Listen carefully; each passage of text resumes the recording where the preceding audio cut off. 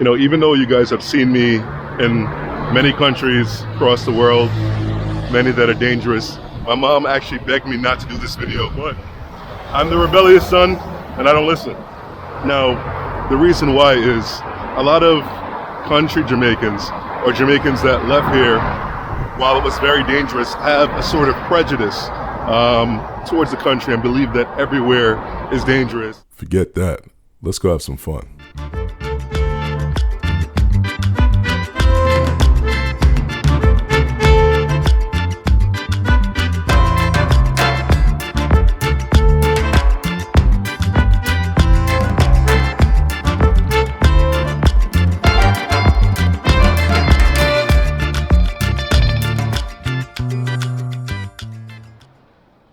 Before we get knee deep in it, let me show you where I stayed.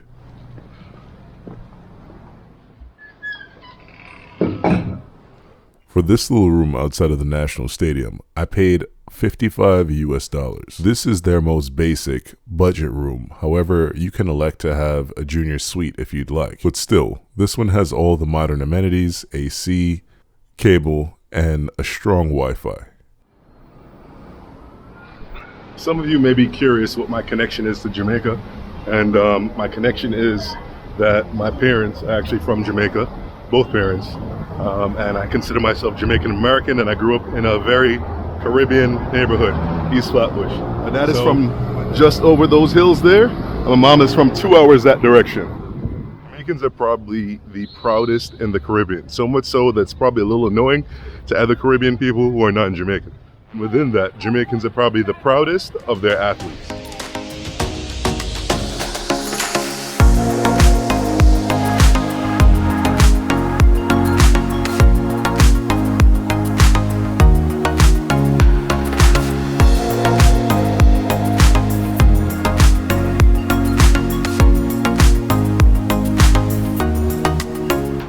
So when it comes to spreading the genre of reggae all around the world, there's no artist more prominent or special than Bob Marley.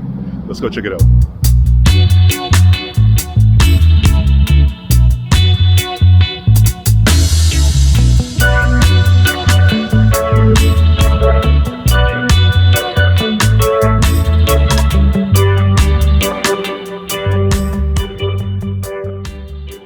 At the well-curated house and museum, I learned a lot about Mr. Robert Nesta Marley. Something interesting that we learned is that initially Bob wasn't welcome here, in part because he was coming from Trenchtown, but also because he was smoking, and the scent from his weed smoke could often travel to other properties in the neighborhood, and that would bother some of the uptown wealthy people that were here. Given Jamaica's conservative religious nature, Rastafarians as well as other social outcasts were persecuted in Jamaica. But interesting enough, Rastafarians are probably the most responsible for exporting culture outside of Jamaica. Although they gave an official number in the teens, I don't think anybody really knows how many children Bob had. Although she only had 3 of Bob's children biologically, Bob's wife, Rita, was very inclusive and accepted all of his children into the Marley clan.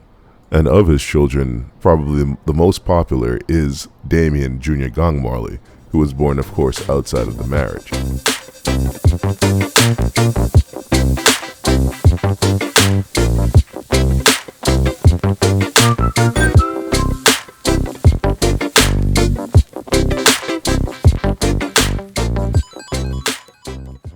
So you actually have dispensaries now here in Jamaica, and that's actually sponsored a new brand of tourism here to the island. Traditionally, in the gullies or open sewers, Jamaica's social outcasts would live. Of course, this includes people of the LGBTQIA+ experience, as well as mentally ill folks. Although the streets of New Kingston are lively, you will still find people who are homeless. It underscores the lack of public funding available to deal with this sort of social issue. However, in the country where my family is from, you don't really have this sort of issue because the community collectivizes to deal with it. Well, so our next 100 for you. Yes, yeah. Bless him.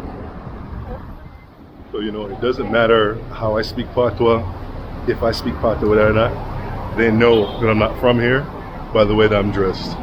First of all, I'm wearing shorts and I'm walking. People normally don't walk here from what I see.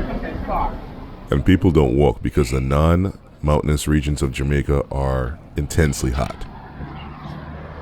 See, unlike Cuba or other socialist places, Jamaica actually leaned into foreign direct investment. And that's why you see a lot of corporations from other places here thriving. Doesn't matter where in the Caribbean, KFC is real. KFC is good everywhere. Trinidad KFC, Jamaica KFC, KFC is legitimate. Let's go try some.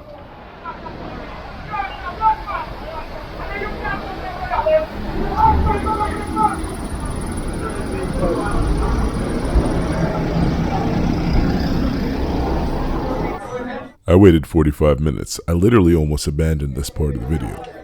And when I finally got to the counter, the customer service was horrible. However, Jamaican establishments with good food always have bad customer service. If I'm wrong, tell me in the comments below.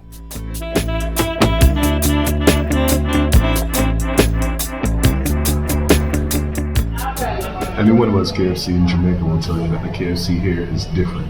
It's not like the stuff that we have back in the States. Let's dig in. Even the texture is different. KFC back home is soggy and at times flavor challenged.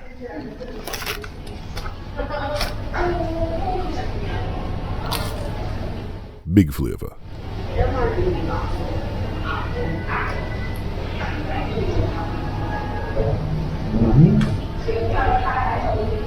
It certainly is different. Outside of the flavor, the texture of KFC in the US is different. I mean, it's almost a little bit soggy when you bite into it. This is crunchy and amazing.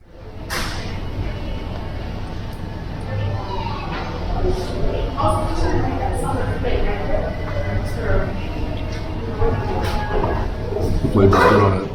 It's not overly greasy. It's good stuff.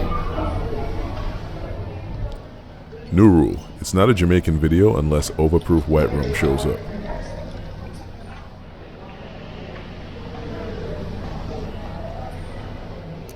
I learned something surprising. As is the case in the United States, fried chicken is more common than jerk chicken, which is a cultural abomination, but that's where we're at.